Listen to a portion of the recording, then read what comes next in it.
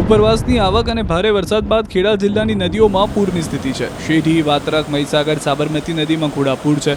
વાત્રક ડેમમાંથી પાણી છોડાતા વાત્રક નદી પ્રચંડ પ્રવાહ સાથે બે કાંઠે વહેતી જોવા મળી. વાત્રક નદીનું જળસ્તર વધતા પહાડગામ પાસે જોખમી દ્રશ્યો પણ કેમેરામાં કેદ થયા.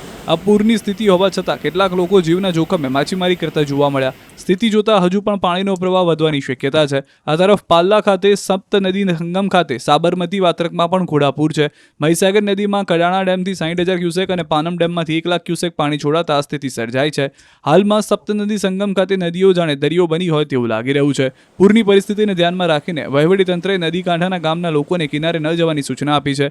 હાલમાં નદીઓ પર આવેલા 3 બ્રિજ અને કોઝવે બંધ કરવામાં આવ્યા છે, તો 10 રસ્તાઓ ઓવરટેપિંગના કારણે બંધ થઈ ગયા છે. નદીઓમાં પૂરની સ્થિતિને કારણે 13 રસ્તા બંધ છે. QR કોડ સ્કેન કરો અને ડાઉનલોડ કરો ન્યૂઝ 18 એપ. મેળવો ગુજરાત અને દેશ દુનિયાની પળે પળની અપડેટ્સ.